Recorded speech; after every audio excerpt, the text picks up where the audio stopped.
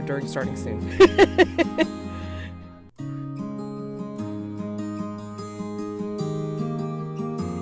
Oh, oh. I don't.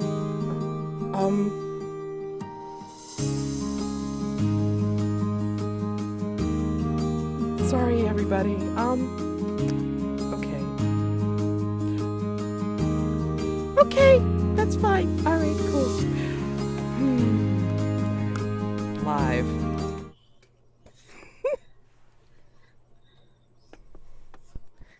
Hello, everybody. I'm sorry. Let me start again. Yeah. Oh, no. Hello, everybody. I am totally not messing this up. I hope you're all doing great. Hello, nerds. Welcome to the first annual Screens We Share, a GM Learning Month for March. The goal is to encourage, inspire, and support new GMs taking their first steps into storytelling. We will be providing panels, office hours, and mentoring, as well as host space for community games and even have a few new GMs on the channel. We'd like for you to join us in celebrating our GMs taking their first steps in actual play GMing. We're raising money for Open Cupboard through the event. Open Cupboard is a free food market located in Maplewood and Oakdale, Minnesota, providing food to anyone in need, no documents required. They also provide drive-up services, delivery, and a mobile food shelf program. You can find the links donate in chat. I'm pointing to chat and on the Nerds with Dice social media. I can't point to the social media, but the links are in chat. We're raising money for, oh, I'm sorry. We don't have a Tiltify link yet. So there's two things you can do. One is when you make a donation, add a note that it's for the Nerds with Dice game event. And you can send us a receipt at nerds with dice or nerdswdice@gmail.com to be included in our giveaways. Again, the email address it's nerdswdice@gmail.com. Our giveaways are $100 raised. You get in our games giveaway. We have PDFs of Bump in the Dark, Fabula Ultima, Instant Starship, and Instant Dungeon, or Emergent. 250 raise, $20 Friday afternoon tea gift card. I could use some tea right now. $400 raise, a Heartbeat Dice gift card. And at the end of the month, regardless of how much has been raised, everyone who donated will be entered in our final giveaway, which is a $50 Die Hard Dice gift card. We'd also like to thank ARC for providing details and resources that led us to choosing Open Cupboard and the Open Cupboard to support this march. And with that I hope I didn't flub it too much, I will start with our players. Let's start with Foxy. Hello, Not everyone on the players. internet. Oh my gosh. I occasionally play. It counts.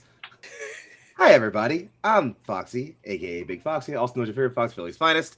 I'm all over the internet at Young Foxy. It's YUNGFOXXII.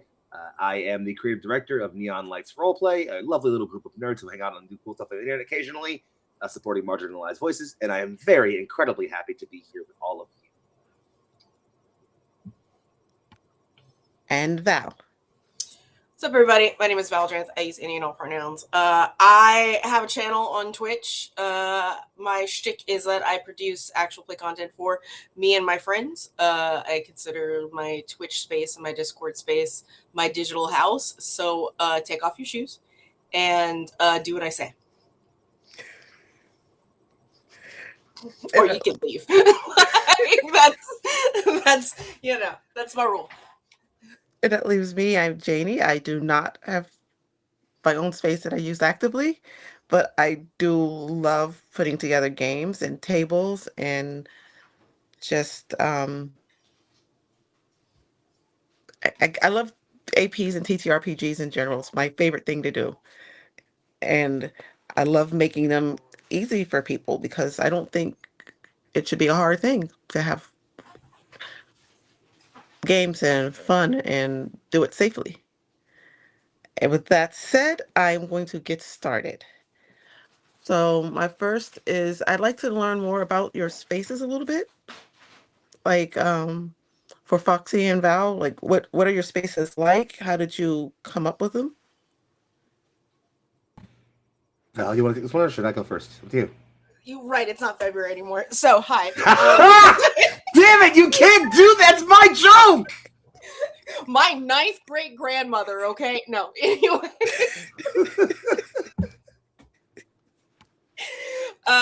yeah. So I guess kind of like my space, how it came about, all that stuff. I originally I just started streaming on Twitch. Just started streaming video games. I was a Dragon Age streamer. I was already playing tabletop games, and then I came across this channel where a Dragon Age streamer was streaming D&D, and I was like, oh shit, like I would like to be a part of this. I eventually got onto a couple of other like one shots and stuff, but I wasn't, and this is back in 2017. There weren't applications. It was like come as you go. Like the spaces were very limited, very very cliquish, and spaces are so cliquish, and sometimes they should be, in my opinion.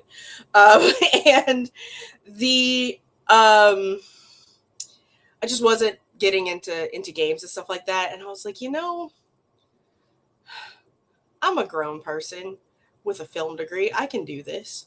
I could produce this for my people, and I could run Dungeons and Dragons on the internet and produce and play. And so since about 2017, I've kind of stuck around in the background producing shows. I think I was counting them the other day. I think I'm way above 50 shows since 2017 that I have produced. I think it's around, I think it's around 50. Or yep, in fact, Fabula Ultima this past Friday I think ended up being my 50th show this past season. So it's been a wild ride.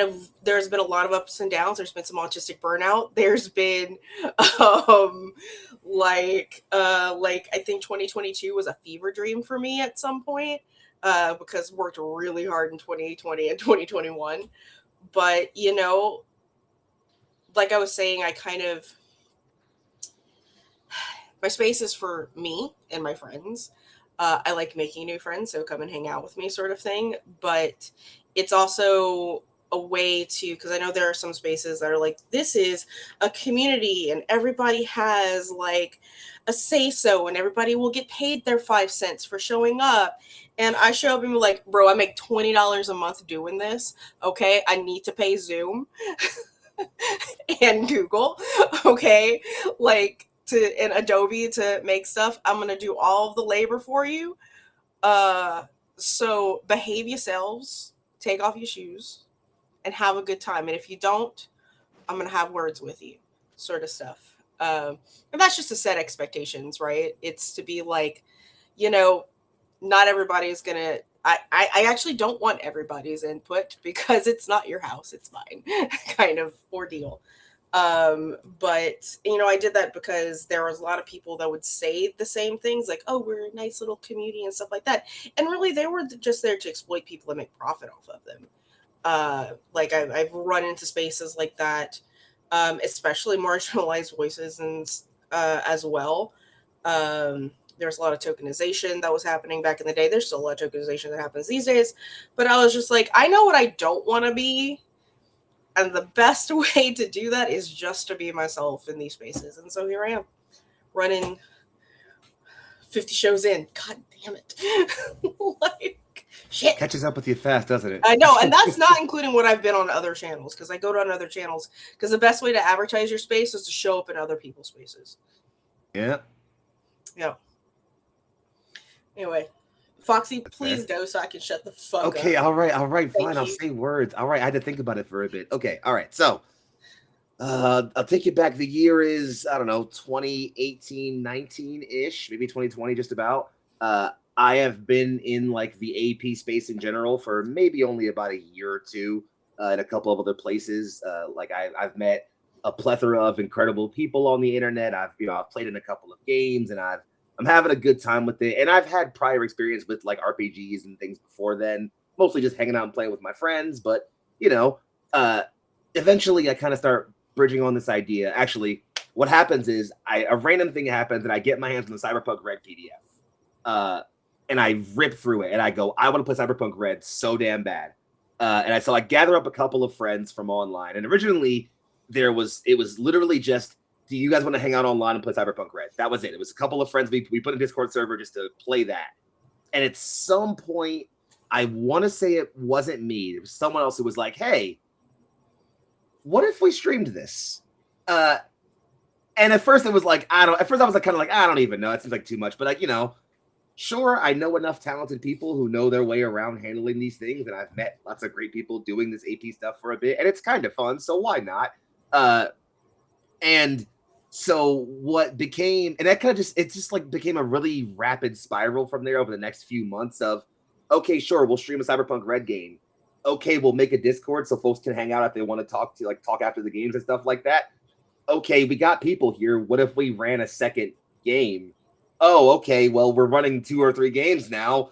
I guess we just kind of have a community of people who run AP. And at that point, it's, I gathered up a crew of my like-minded folks and some people I had some really great experience with and some people who I trust and love with my heart, who have a plethora of different experiences than I do and different skills. And I said, hey, let's take this, Neon Lights roleplay, as we called ourselves, thing seriously. Like, let's do it. Let's do it for real. And it was from there just a long journey of playing, and running and having a good time and experiencing and growing and, almost keeping the car running. And every time a wheel falls off, you struggle to put it back on with whatever duct tape you have on hand and learn the lesson, and you keep moving and being glad the engine's still on for now.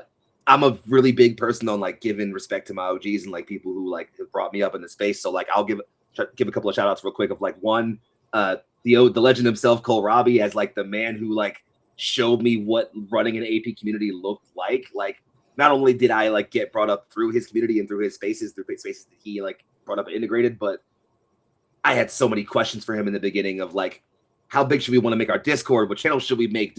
How many games should I run right now? How do I handle this?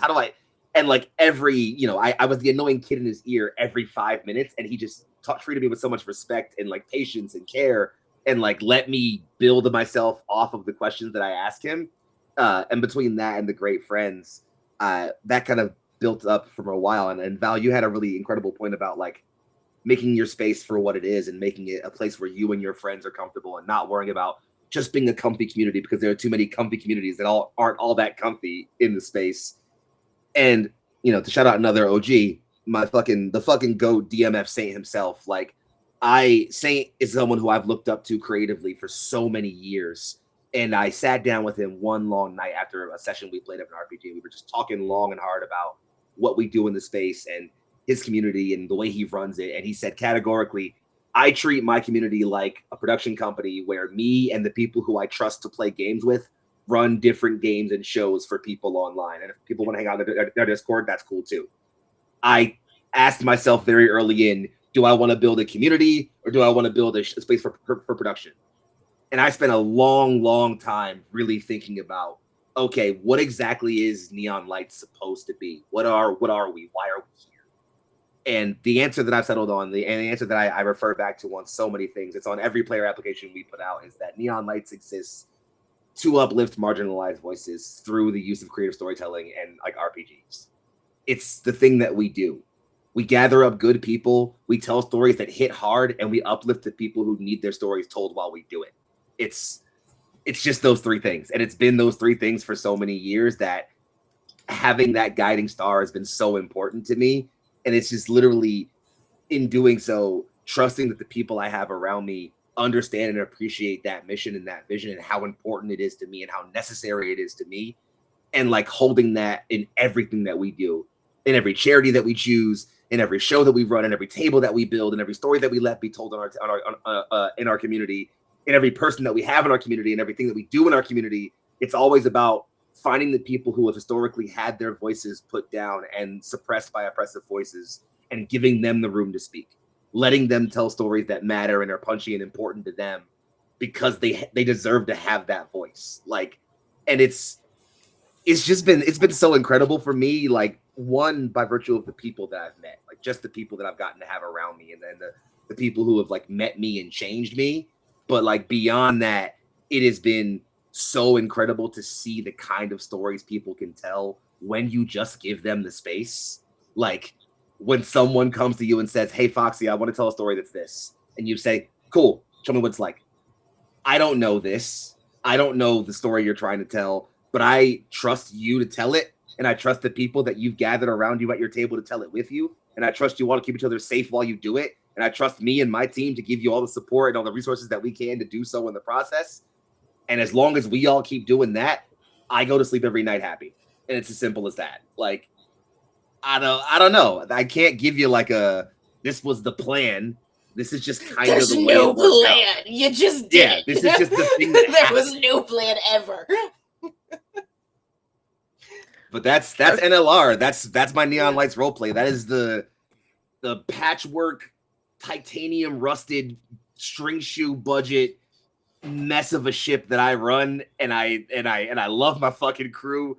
And every other week is another fire we have to put out. But damn if I don't love doing it.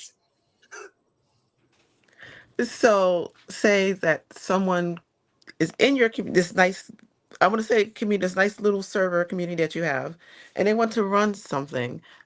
How can you make that easy? Because when you think about running a game, you think about like some of these communities, they have applications that are 20 pages long, and you have to have a resume and give them your life story. But there's also smaller places that are more focused on, getting the stories out like you both are. How can that be easier? How can we make it accessible? Can I take this one real quick, Val? Is that cool? Because I have thoughts on this. And do y'all mind if I pop my shit real quick, just a little bit? People take their APs far too fucking seriously. People take themselves far too fucking seriously in AP. You are not, and I'm sorry. I'm gonna look right at the camera when I say this.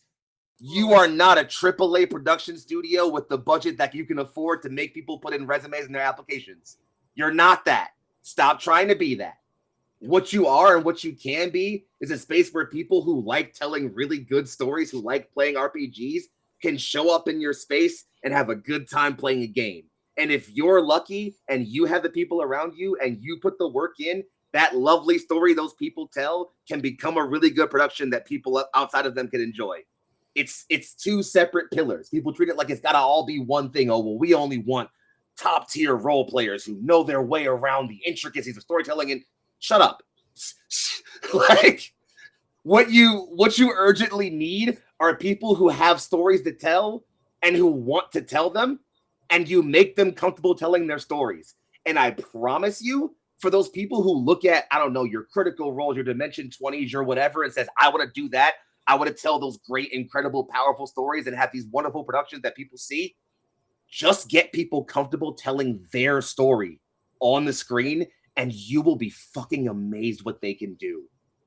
The level, the scenes that I have seen, the stories that I've seen told, the places in which the stories that I have, like, that streams I have been in have gone to, have amazed me. Like, I sit back sometimes and I'm like, wow, that just happened. A collection of people on screen who, outside of a couple of talks on the internet, maybe don't even know each other, just told a story about the nature of colonialism, or the harsh reality of industrial slavery, or the natures of like growing into oneself and recognizing your own gender. Stories that I know I couldn't tell on my own, but that like I let people who wanted to tell them do it, and I made every effort that I could to make them comfortable and safe to do it, and they amazed me. They gave me above and beyond. Like, it's just so it's that. Like, if I have to boil down to how do you make your places more accessible for stories, is like, stop trying to look for diamonds. Stop trying to look for gold.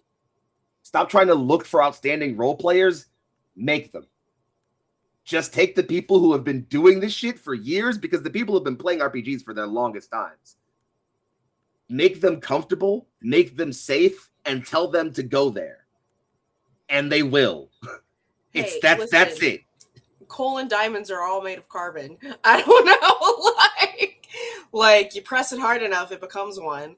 Thank you. Sort of thing. To jump off of that, like I do have, because I'm a person like doing my stuff. I do have moderators that do give me insight and stuff like that. But when it comes to production and when it comes to like getting interest in managing players and stuff like that, it's me, right? This is it. One little Valdranth. The so I do end up putting out applications, and that's so that I can have an organized list of that I can visually see of what people want to run and when they can run it, sort of thing. And then and then I'll be like, cool, this fits what I would like to see on my channel, right? Like it's in fact, I'm kind of like coming towards the end. I'll be doing I'm not going to be playing in it. I'm just producing a Thirsty Swords Lesbians game for my friend Jess.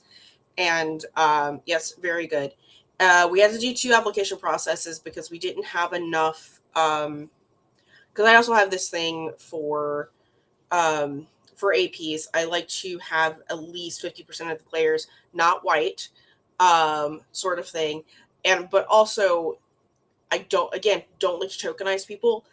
So if there's just one player that applies that is not white, it's like, that's not acceptable. I have to postpone, kind of thing. And that's just also the thing. Sometimes just because somebody is marginalized also doesn't mean they're also a good fit for your table as well, sort of thing. And you have to reconfigure that. That's just how it goes in production. But I do have applications still, because also I always want to know what kind of vibes you are as a player, sort of stuff. I want to see if you're going to be a good fit for the GM or the table. Like I have a pretty extensive quote unquote application process just because it's like when you do 3 or 4 tables a week, you want to make sure you're curating the best table for the GM and the other players and the safest one, 100%. which is also why you should do very extensive session zeros. Yeah, I'm 100%. looking at you who do 1 hour session zeros. What are you doing? If it's not 3 hours, what are you doing? You need to catch vibes. Just talking with the players. What are you doing? That's not even. Yeah, what are you doing? There is shit to go over. Sorry. No, you're so right. Like, and I feel like, like there's a thing you mentioned, like as far as like having good application processes and having like a good set of that is like, I feel like, and I don't know if this is a thing that you feel like you do a lot, especially with people, is like when a GM comes to me with a game, when we put out an application process for them, once the application process is complete, however many like applicants we have, I or someone on my production team, but usually me, sits with the GM and we talk through each applicant one at a time. We just talk through them. We get a good 100%. Sense of like who feels appropriate, what answers were given, and how that vibe builds. And like it's for that reason that your application doesn't have to be a resume. You don't need someone to list every single thing they've been in. Ask them how they like. You can have a question in your application that's, how do you feel about the vibe of the established campaign? Do you have a character concept already? Mm-hmm. Simple. Those 2 simple questions have let me find such good vibes for players easily, because like, I don't know, just stuff like that. I feel like it's a like, and I feel like a point you circled around that I think is super important that I want to like double back on, because I feel like you mentioned it. I want to reify it really importantly, is like, it's just a matter of doing the work. Like some people, I've had plenty of people ask me, and especially as a like Black creator, like running an AP space that has a lot of marginalized voices on screen, I get plenty of people that always ask me like, hey, how do you increase the number of POC applicants you get for games? How do you increase the number of LGBTQ applicants you get for games? And I always say, like, it feels like a cop-out answer, but you do the work. You put the work in.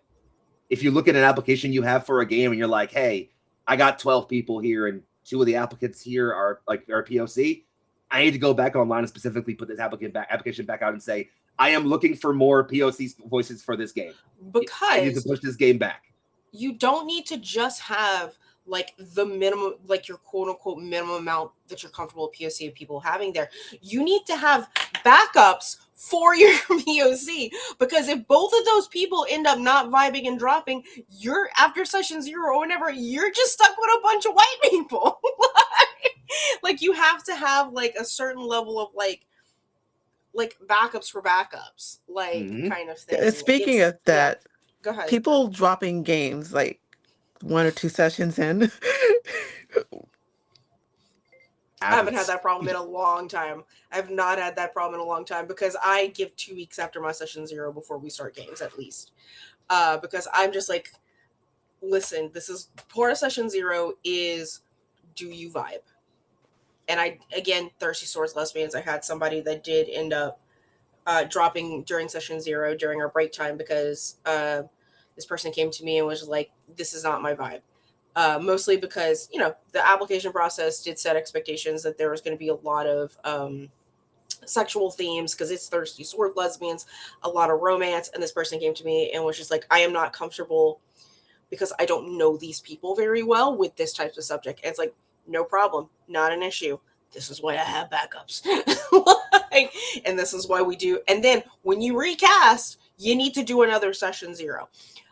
I don't necessarily always require everybody to be there, but I need to be there, and the GM needs to be there, and the player needs to be there, and then everybody else is welcome to come in at the time, because I don't need to go through everybody's safety all the time. Since I was there during session 0, even as a producer, I have everybody's safety stuff down and things, so I can catch a vibe. I think the weirdest, not necessarily the players dropping in the middle of the game. It's when and you're in the middle of the season and you have to realize this isn't working. Yep. This game has to stop. This is not, and I've had that happen at least 3 times out of my 50. So yeah, it's like, this ain't working. Mm-mm. Yeah, I'll be I'll be even transparent here. Just around the end of last year, we had a good run of a couple of games that had for various different reasons, either a player drop, a long holiday hiatus, or just this game isn't going to work anymore, for a couple different reasons. And it's a couple different ways that I handle it. I think the first thing is obviously, you got to have backups. You got to have your procedures in place to see if you can accommodate, things, especially if you're running shorter form content, 1 shots or, 2 or 3 shots. Just have a backup player on hand. Just have a backup player or 2 on hand to say, hey, I'm going to waitlist you for this one. Assume we're going to carry forward with this cast, but if somebody drops and you still really want in, we got a spot for you. Just have an extra player or 2. And honestly, especially if you run with a team and you have a good team of people, just have one of your team members or 2 on standby who don't mind throwing themselves in for a game. I have a couple of people on my team who just love playing in literally anything. Doesn't matter what system. You give them a half a day for a character creation, and they're ready to go. Doesn't matter. And they are my ringers. They are, I got a Lancer game at 6:30 p.m. I need you locked in. Yes, sir. Got it. No problem. And they're ready. Also, I always like to reiterate to both players, GMs, anyone that are at the table, and it comes to the point where we have to postpone, delay, reschedule, cancel. I just look at them, I go, it's just a game. I don't make any fucking money off of this. You're fine.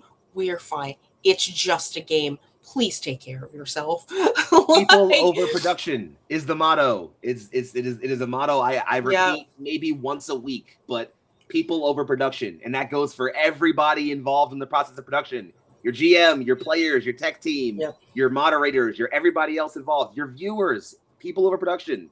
Doesn't matter what's going on. Take care of yourselves first. It's none of this. I don't care how much money we're making off of this. It's not worth your health. Please. I don't care what else is going on. I had a long form campaign that I was running personally where I had a player who I want to say of the maybe 13 sessions we ran, probably missed 6 or 7. And it was still an incredible game. I loved having them in it.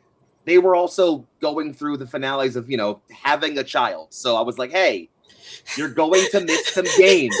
They made a crotch goblin. They're allowed to miss. Our little Digimon romp over here can wait. We'll get you in it. Don't worry about it. If we have to cancel a game because you got to go take care of a doctor thing, so be it. None of us are going anywhere. Go ahead. Go ahead. It's fine. It's fine. Don't worry about it. Yeah, that's always rule 1 when it comes to players leaving is and whether you are the player who needs to leave or the person handling a player who needs to leave, always put people first. Always recognize hey, if someone's got to go, they've got to go. And no matter what that means for your game, always put it down to adjusting the game first. I don't care if it's we just have to run with 1 less person. Cool, do that. If it's we can't run with these few people, cool, don't run. Run it later, postpone. Doesn't matter. There's so many easy ways to handle this besides trying to put anyone's safety at risk. I've had people cancel a week before a game. I've had people cancel 5 minutes before a game. I've had people cancel in the middle of a game. Just roll with it. It's fine. I had a player. This is one of the first 8, probably the second AP I've ever produced. Had a player. It was hey, Val, I'm homeless. What do I do? And I'm like, what do you mean you're homeless? You mean you take care of yourself, please? Like, Like, you live and like you rely on your community to help you. Like, and I feel like that's like yeah, like please let us get you an Airbnb kind of thing. But like that's yeah. also one of the things too. Like I didn't say I got in trouble, but I felt really bad during that day because I had that person who DM'd me, said they weren't going to make it to the game and stuff like that. And I have like, my whole thing is like, if half the people can make it to the game, run the game. If we're under half, don't run the game, right? And this was like a 6 party, so you know, 1 person out of 6 can make it. But at the same time, I also have to inform my showrunner or my GM at the time. It's like, hey, this person's missing and this is why. And because of my autism and in production mode, I just like forgot about my homeless friend for like a hot second, and like they needed to talk about it. And I'm just like, but I also still have to do this for 5 other people. I can't like give me 3 hours in your PayPal. And we did get him an Airbnb for like 2 nights, and he ended up fine. He was just on the streets for a couple days before he could get to his grandmother's. And we were like, okay, you good, pal? You good. Great. It's fine. But and I usually tell people that, hey, we got a raid. I can't read because I'm blind. Oh, hello, Raiders. But you know, I usually tell people that during session zeros with me, it's like when stuff like that happens and I don't like my immediate response seems a little bit cold. That's just because I have to start putting puzzle pieces back together about what we're doing. Then you can vent to me as your friend. Let me take care of the job real quick first, and then I'll be like, I'm sorry, friend, hug. Like kind of thing. And I always warn people about that when they come to productions. This is just how I operate. It's nothing hilarious, personal. I will take care of you. I find myself with the exact opposite problem of like the amount of times someone's canceled a game or like something's happened and they're like, oh, Foxy, I'm so sorry that like this is going on. And they're always like, oh, you probably have to deal with 18 things right now because I canceled. I'm so sorry. I don't need to vent right now. And I'm like, gang, I love you. You're good. If you need to just like vent for a little, please. I have space. And if I don't have spoons or space, I will tell you. I got you. Go ahead. I am not going to let any of the things that I have to deal with on the left here stop me from taking care of you as a person. Like, it's okay. I got you. Please make your space. If I need a combination, I will let you know. Like, please always put your people first, you know, and like, know that includes you as the person organizing. Please also put yourself first as a person. There have been days where there are 15 fires. This game is a cancellation. This game has a stream manager missing. This game needs assets. I have to run this game and there's something else happening. And I go to my team in our org chat and I'm like, hey guys, I can't today. Can I put you 2 on this? Can I put you on that? Can I have you take care of this for me? And sometimes I don't even have to delegate. I just go up and say, hey guys, I can't today. And someone's like, okay, cool. I can handle this. I can take care of this. I'm on this. Don't worry about this.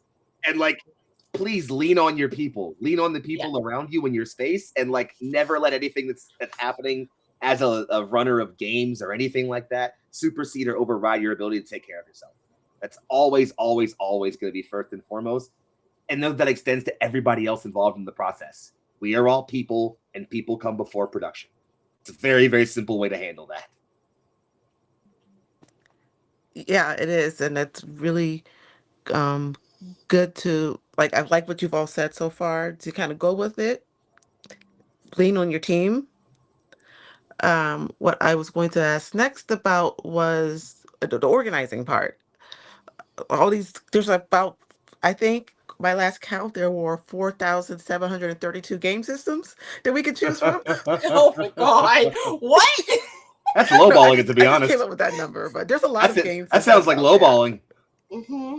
You know, I could be lowballing. First of all, you counted?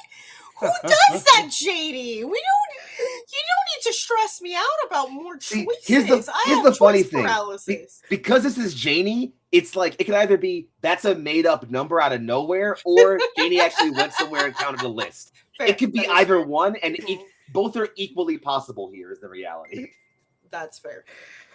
But there's a lots of systems out there. How do you keep it straight? How do you keep the character sheet straight if the system has one? Some don't have character sheets. Some have like a joint character sheet. Some of them have different rules, different dice. They have different, some of them required virtual tabletops. Some of them don't. Sorry, my lights are doing a weird thing right now. You're I fine. apologize for that. How do we organize? I mean, how do we make this easy? This is all confusing. Well, not, yeah, it is confusing. If you don't mind. Yeah, please go for it. Thank you. So as far as like choosing systems, one is what do the people in my community want to play and run, kind of thing. Does it fit the vibe? And do I want to play it? Like that's all, because I play in probably about like 75% of the games that I produce because I'm a fucking nerd and I love to play TTRPGs. Like sort of thing. And then there's just going to be some that's like I don't want this. Like for example, we learned Lancer doesn't work well on my channel. Like so we don't it's not really good for APs as a system. We don't play Lancer on my channel anymore. I hate Warhammer. Warhammer doesn't happen on my channel ever. I hate it. Like I ought like it's you know how like there's autistic special interest and then there's like the opposite. That's what Warhammer is for me. Sort of stuff. But also I tend to like because one of the best things about running an AP channel is that everything you buy, including the games that you buy, you write that shit off on your taxes. So I always try to encourage people to play games that I already own so I don't buy more because I don't need to buy more and add to my library, but if I have to, I'll have to. But yeah, no, essentially as far as like keeping track of like what games, and it doesn't matter. Listen, some people are like, oh, we've already done a Monster of the Week on the channel. I go, so what? People have like 8 different D&D campaigns on their channel. Do another Monster of the Week. I don't care. Talk about it. Talk about it. Can we talk about it? Like, yes, talk about it. Talk about it. No, I feel the exact same way about so many systems. Like, it's I like, and it's funny because I have the same but different syndrome. One, talking about having to play in 70 or being in 75% of the things that are on your channel. Yes, same. Yes. Same. I'm trying to be better about it, but people keep wanting to have games on my channel and then want me to be in those games. And I'm like, please, no, I need space. I don't have any more space in my schedule. Please, no. I gotta make a Starfinder character I haven't finished yet. Right. Anyway, I would never make a Starfinder character because I decided that I don't ever want to play Pathfinder or Starfinder ever again after like twice. You know what? Fair enough. Yeah. It's funny because like we talk about like you were talking about your like special dislikes, and it's like I try. So much of what goes up on Neon Lights is based on like the people who pitch me games. We've had so many different things of so many different fucking we've about run the genre circle. We've played just about everything we can in every other way that we can, but like as far as things that I play in and things that I've run, I mean, JD, there's been so much Lancer on Neon Lights. It's a game that we cannot escape. People love Lancer with us, and we love our mecha so much that it's just we always circle back to Lancer. Too. I grew up on Gundam Wing, okay? Those little gay teenagers were my heart. Have you played Armor After yet? Look, I have I'm in a Lancer podcast, and my mecha, the game runner, let me make my mecha pink and purple, and Beautiful. she has a crown with it's like knives. I forgot what the exact weapon was called, but it's a crown. Because I wanted it to be a crown, and it throws the knives out. So you see this purple, pink and sparkly mecha, and attacks you with knives coming out of the crown. I just love that I could do that.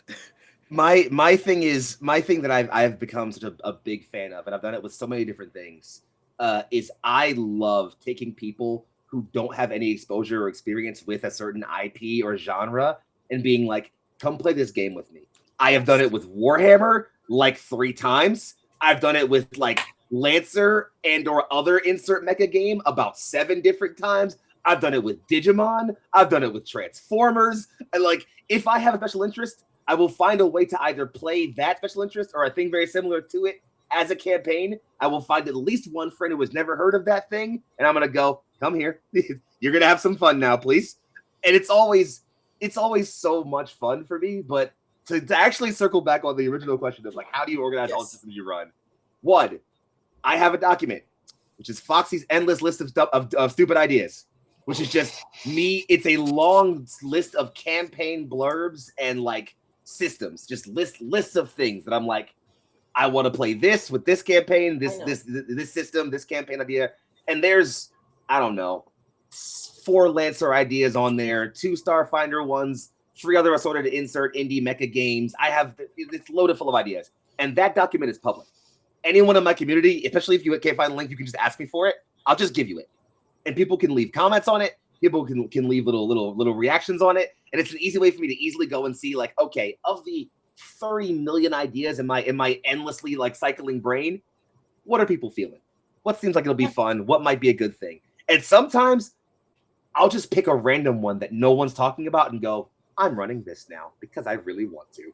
So sometimes you just gotta pick it. You gotta make it happen.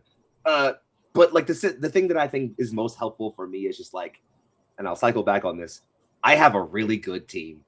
I have an incredibly good circle of people around me who are, more than anything, I have tried so hard to hone them to be incredibly honest with me. Like, so many times. Eggshan is in chat. They are one of my Neon Light staff members. They will tell you how maybe every other day I'm in chat going, hey, gang, so I'm thinking about this. Does that sound smart? Am I losing it? Am I going too far out? Let me know now. Please check me.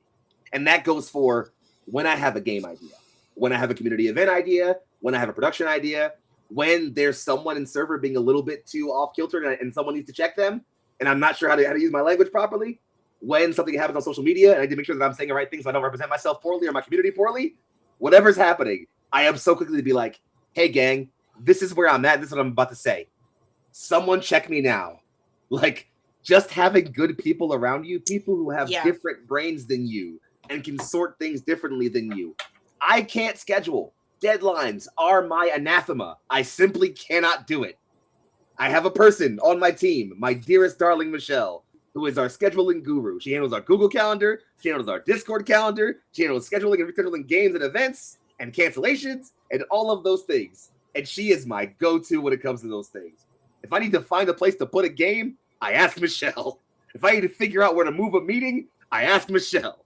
She is my scheduling brain. And so, if anything, and I think it's a fact I'll circle back onto for like anyone running a community or running an AP space or running anything, surround yourself with people whose skill sets differ from you, but whose mission aligns with you, and put trust in them to help you make your things come true. Like, put people around you who want the things that you want and whose brains operate and collaborate differently than you. Take the things that you know you can't do and put it on them. Trusting your team and collaborate. Community building is the thing that will always carry you more than anything else.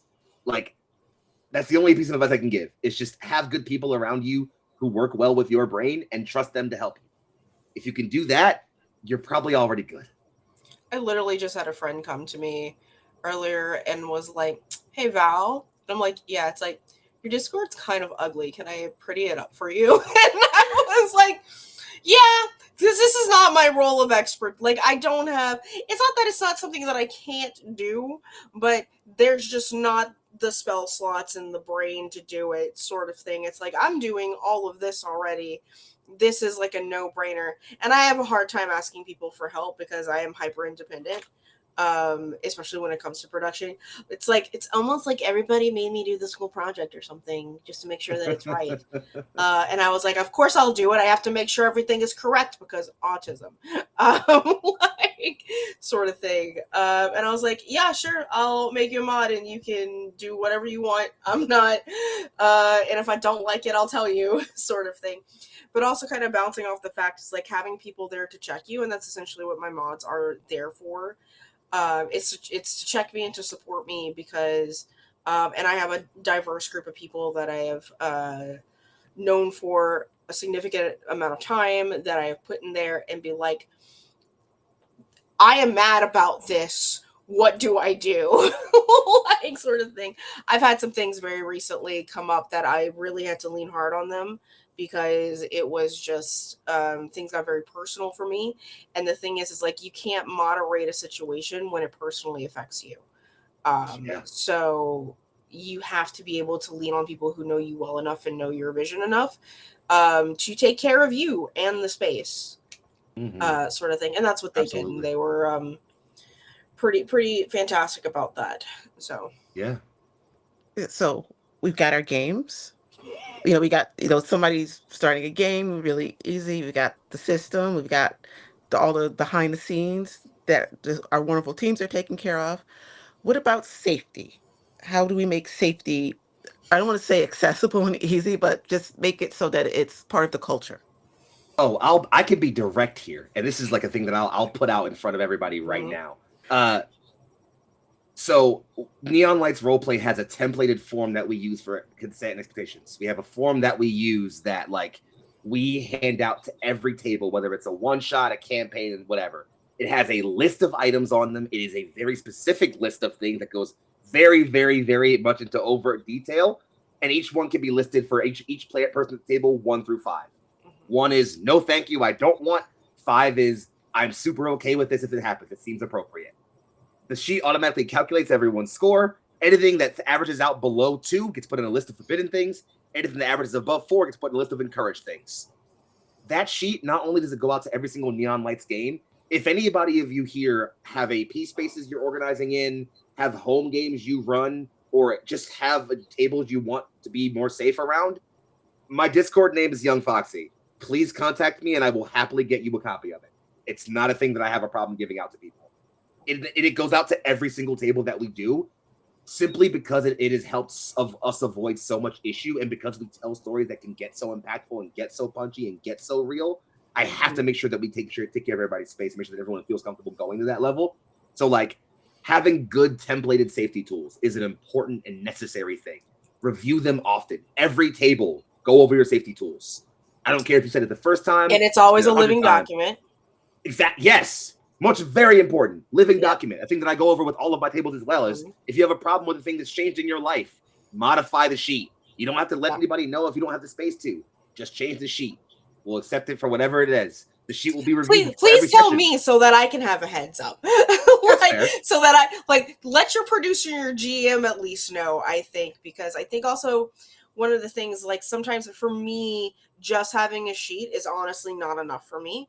I need to hear it. I need to process this. I need to talk about it. I need to know the minute details of where the line is hard and where it's blurry.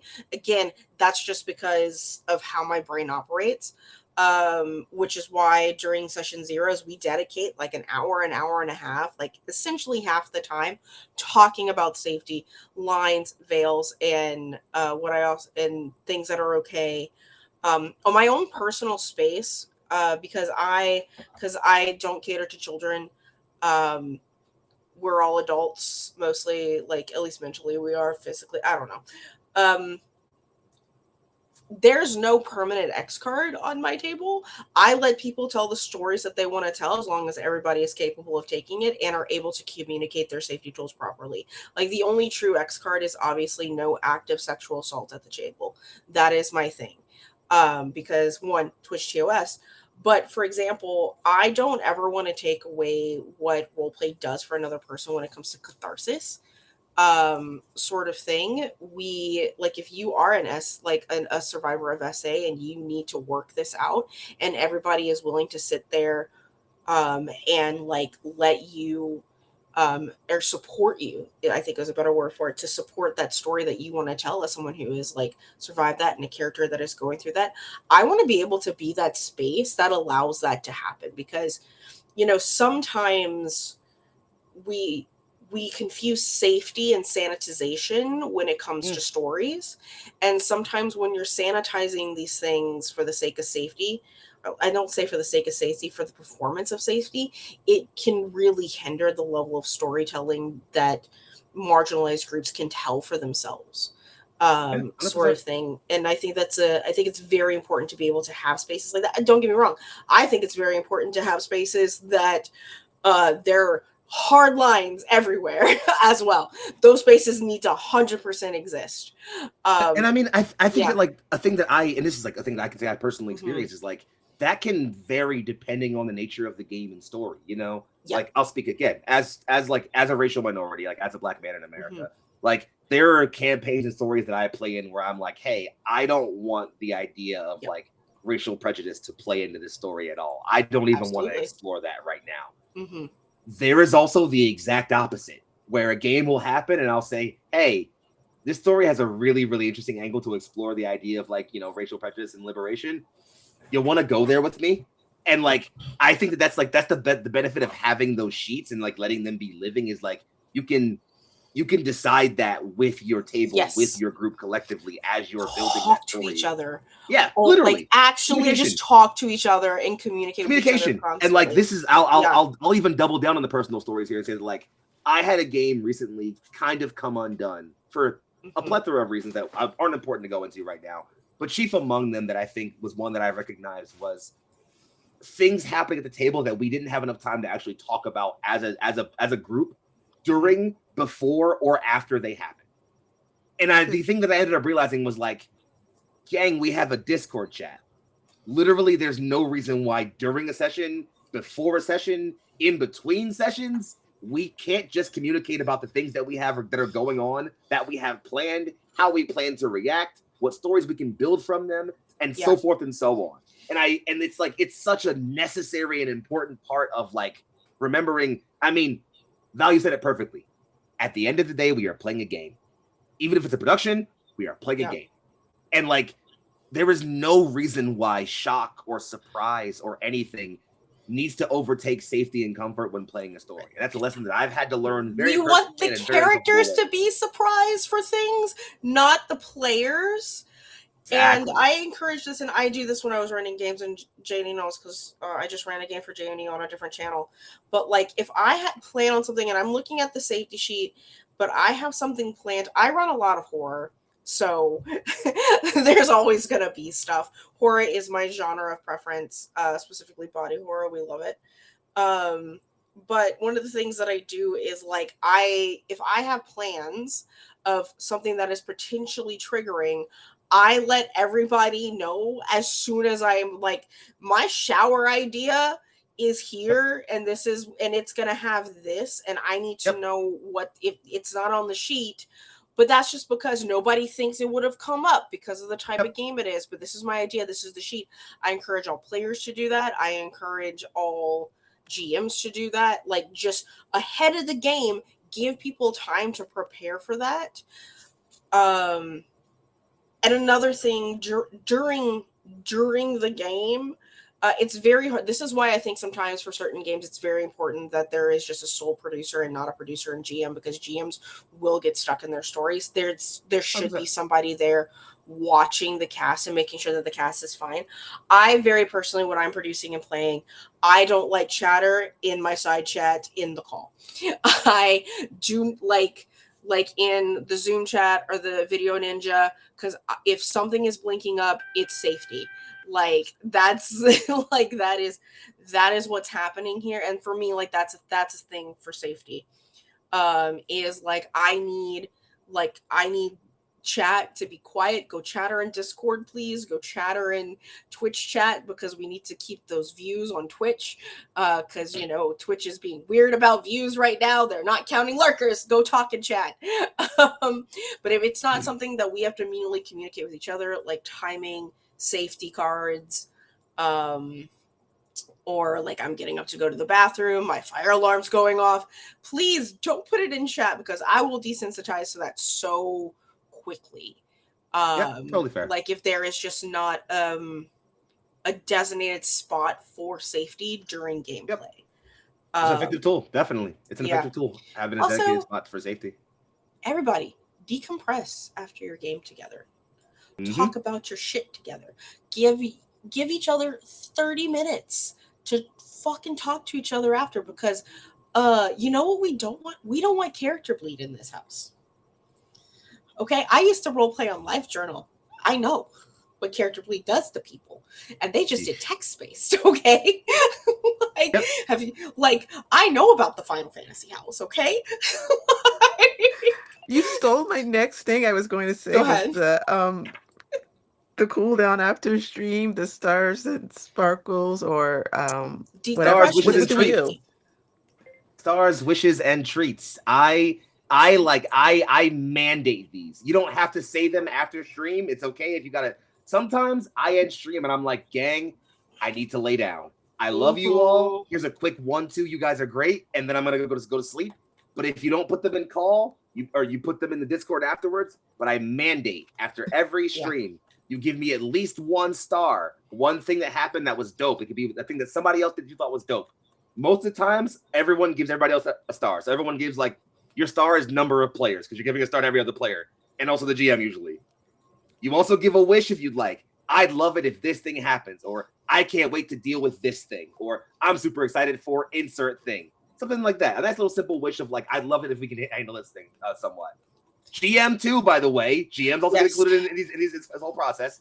And lastly, and this is the one that all of my lovely little neurodivergent beings love skipping out on the middle of Fetch and Decompress, you give yourself a treat.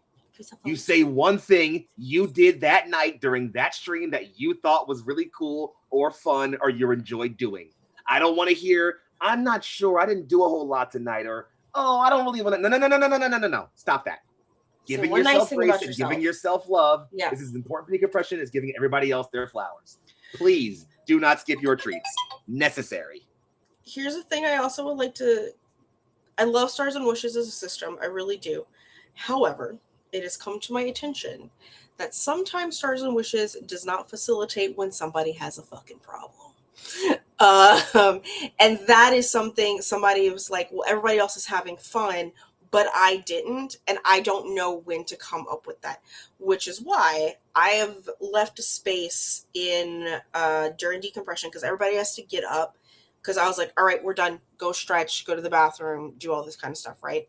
And I leave that opportunity. It's like, if you as the player want to come to me as your producer to bring something up on your behalf, or to start the conversation to figure out a problem that we've had at this table, or if now was your time to talk to me about it so we can talk about it with the cast, kind of thing. Because it's actually one of the reasons I had to cancel a game, was because somebody genuinely felt very left out in the style of the game, in the way that the game was being run. They didn't get a lot of screen time because it was an Urban Shadows game, and Urban Shadow is not, there was the expectation of it being very ensemble, not very like single scene sort of thing. And that wasn't communicated before, like in session 0. Some people were expecting ensemble casts instead of like these more like personalized stories with NPC interactions and stuff like that.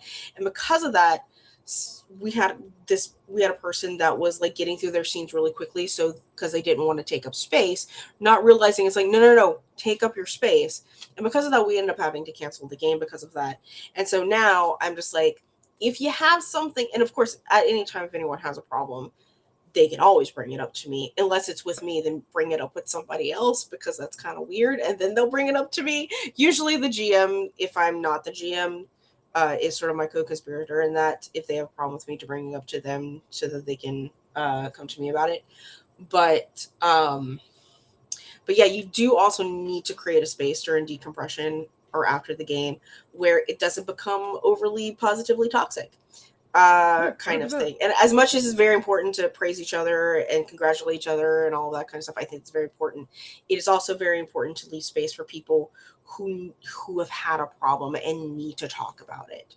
Otherwise, like, it could get built up and it could become nasty if it's not addressed. Yeah, 100%. I think it's important to have channels like that and places and spaces like that where you can level honest feedback. And I think it's also like it's also important to make sure that like you offer that space both immediately and persistently, because sometimes it won't be immediate. Sometimes, you know, the session will happen and in the moment you're like, man, that felt great. I felt good about this, that, and this. And then after session ends, you take a little bit to think about it and you're like, I hate this. You know, actually. this, I had a lot of fun with that.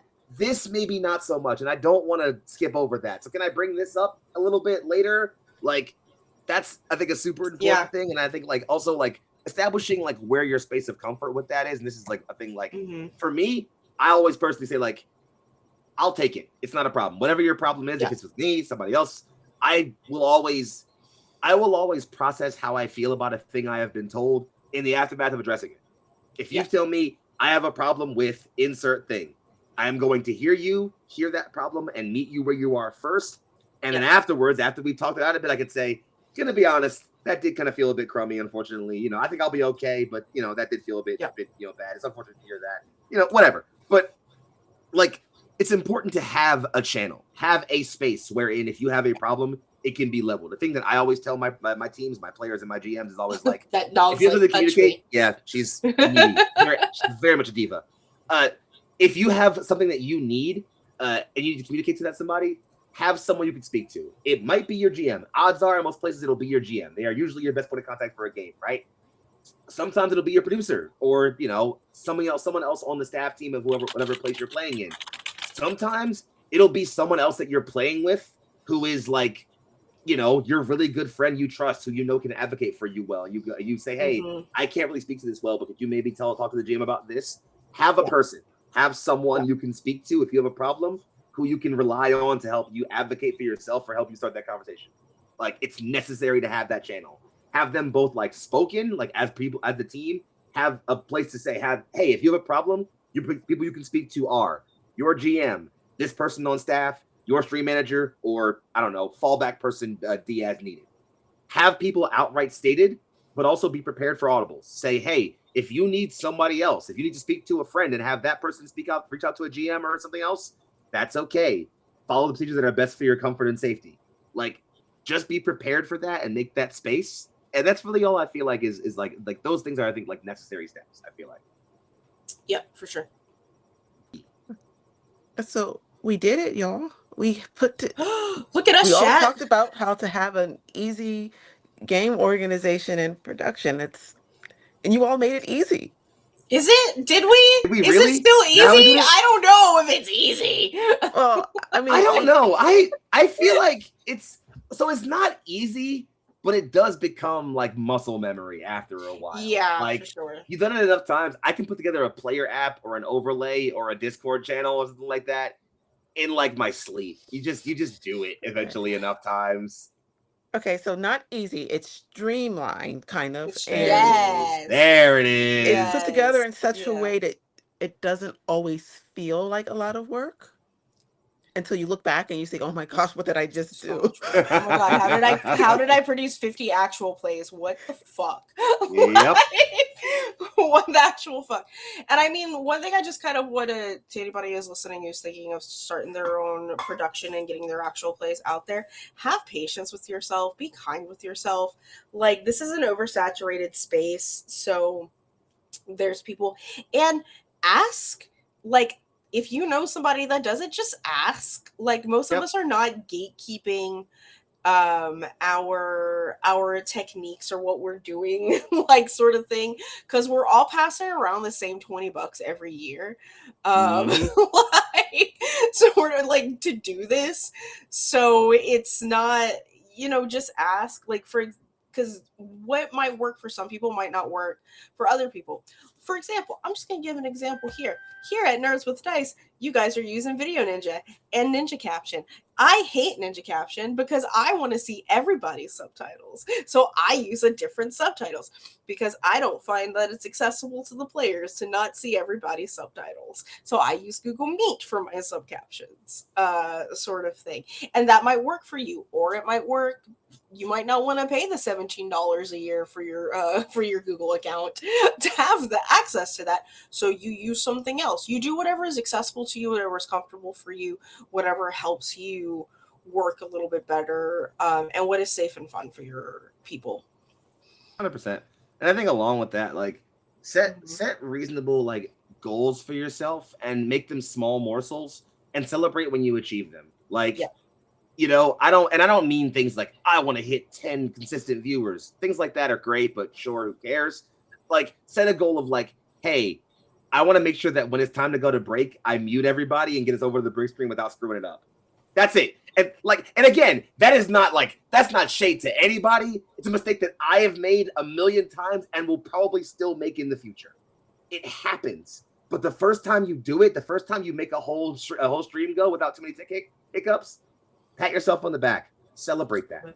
The first time you run a stream and there's at least 3 people in chat being like, hey, I'm having a good time. I really enjoyed that. That was a cool moment. Pat yourself on the back. The first time someone said, hey, the first time someone DM'd you and says, hey, that was a good stream. I enjoyed watching you guys. Pat yourself on the back. Celebrate small favorite wins. thing. More morsels. My favorite thing that happens, because I am very slow with YouTube uploads, because again, one person, it takes a year to get a show up on YouTube.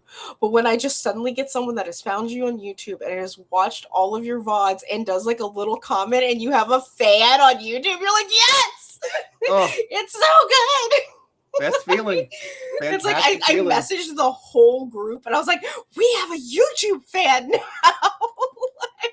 Like, they're watching the VODs and commenting.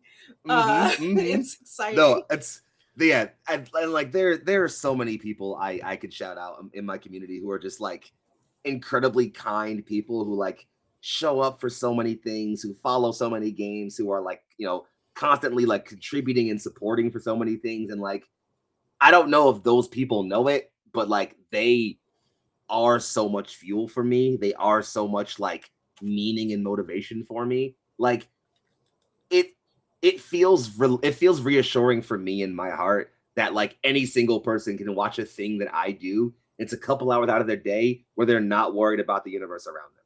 That's great. Yeah. If you take an hour and a half, if you take 20 minutes out of your day, if you take 5 minutes out of your day to sit in the Neon Lights roleplay stream, say hi and have a good giggle, I've done my job. That's cool. Thanks. Like, and those people mean so much to me. And I still, I don't know what, 5-ish years into this, I still care so much about those really small, tiny wins. Like, just really small things. And I enforce that habit for myself. People who play with me know when I'm running and I have the Twitch dashboard up, like if I'm running tech or running GMing a game and I have Twitch dashboard up, the viewer count, I turn it off. I don't look at it. I refuse to look at it. It doesn't matter to me. If there's one person in chat laughing along with whatever we're doing, I've done well. If there's 30 people in chat laughing around with what we're doing, I've done well. Doesn't matter. I just set goals for yourself that matter and are important to you and celebrate when you meet them, because you will. Like, you will. You might not the first time. The first time you're like, I'm going to get this stream done perfectly without a single tech hiccup, you might fuck up that one small thing and be really mad at yourself. It's cool. Double back and make it happen next time. It's all good. Don't worry about it. There's streams without tech hiccups? Where? I haven't seen them. Supposedly they exist. What? It is like, Neon by Lights the nature tradition. of Gremlins, it doesn't happen. I don't know what it is Neon Lights tradition that every premiere stream of a campaign or a show has at least one major tech hiccup. Or a finale. God forbid the finale. Finale? Don't get me started on you're finale. Sitting there and you're like, all right, is my internet gonna go down today? The way we've had Roll20 crash in the middle of combats, like, are you listen, don't, and I don't even mean like, oh, let's all reset. I mean like, oh, Roll20's down. We can't run the combat, guys. I guess we'll come back and stream again in 2 weeks. Sorry. Like, sometimes it just happens. Roll with the punches, double back, make it happen. Like, that's all. Sometimes these things happen. Yeah. I want to say, I know that it's kind of, like you said, it can kind of feel oversaturated, but that also means that most of us should be able to find a place to go if we need a community. Yes, 100%. There's 2 really great ones that I can tell you about right now, 3 actually, but there's others. There's so many others. And it might, this one might not be for you, and that's fine. There's somewhere else you can go. Find your home. It's important. Community is necessary in these trying times. If you can't find it, make it. Exactly. Simple as that. Yes, but that's going to be a different panel on making a community. We'll get there. That's my opinion on it. Screams into the But ether. you don't need you don't need a channel to build a community. You just No. need your community, and I Mhm. consider all of you as part of my community. Oh, right back at you, Thank girlie. I love you. God, jeez. Here I thought that, like, what? Oh wait, no, that's Val that's here. Oh wait, never mind. Oh man, Oof. that's right. It's me. Oh shit. Oof. I'm Fuck. I'll joking. I'm just joking. slide I off to the promise I'm right joking. here. Don't mind me. Damn it. You found me out. Yeah, I thought you were your Terrible. evil twin. I'm sorry. I mean, not your. Is it evil twin, or did I think you were the good twin? I don't have a twin. Like, I'm the eldest daughter. Okay, so I'll just be friends with those. Yeah. Now, I'm just really good at masking. How about that? Yeah. But it's great to have people I could joke around with like that too. So Anytime. But thank you all for doing this panel with me. I know it's kind of short, but it is what it is. And I really hope that someone learned something and that we all had a nice time together. Let's see. 1 second while I remember what I'm supposed to do for the outros because I forgot. Hiccups, they happen. You got this. You got it. That's cool. I'm looking. I completely forgot. Don't ask me to read. Okay, where can we find everyone? While I look this up, where can we find you, Foxy? Sure. I have to go first again. All right, here's the thing. How's it going, Internet? It's Young Foxy, aka Big Foxy, also known as your favorite Fox Phillies finest. If you're looking for me, I'm all over the Internet at Young Foxy. It's YUNGFOXXII, sometimes with underscore in the middle of it. You can find me and all the people who I work with and all the work that we do over at the illustrious Neon Lights Role Play. You can find us on Blue Sky under that name. We are a wonderful community of passionate nerds who love making minority uplifted voices brought forward through incredible storytelling where things matter. We have great shows where people can come and hang out. If it's your first time being in an AP or your last time being in an AP, please come and make us your home. We'd love to have you there. The couch is comfy, the bed's warm, and the cabinet's full of food. That's all I got, gang. It's been great to have you. Thank you for having me. Hi, everyone. Thanks for coming and showing up. My name is Valdranth, and you can find me everywhere at Valdranth, except YouTube, where it's Valdranth TTRPG, which, like I said, I produce actual play content for me and my friends. I also sometimes play and run games over at my friend's channel over at Sword and Key, where I had just finished up with Janie, like an incredible first season of a Elder Core Western game that called Nightmares on the Frontier. But over on my channel, things that you can find what's going to just be happening because I'm starting up the new season. I like to take a break during the dark months to be sad, depressed, and read books. So I live in Canada now, so it's dark here a lot during the winter. Things that will be happening pretty soon. You can see Thirsty Sword Lesbians, which will be on Mondays.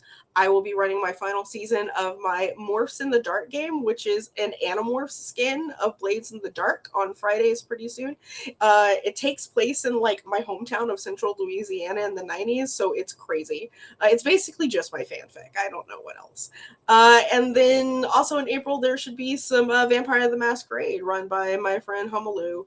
Who has been a ride or die with me probably since day 2, not day 1, day 2. Yes, if you want to watch the first 3 seasons, go to my YouTube channel at Valdranth TTRPG. You can find it in my link, and it's pretty great. I have to refresh my brain. But yeah, other than that, if you're interested in running games, if you're interested in playing games, hit me up. I'll give you the Discord, follow me on Blue Sky, all the other stuff, and we'll find spaces for you. So I will, because I do this all by myself.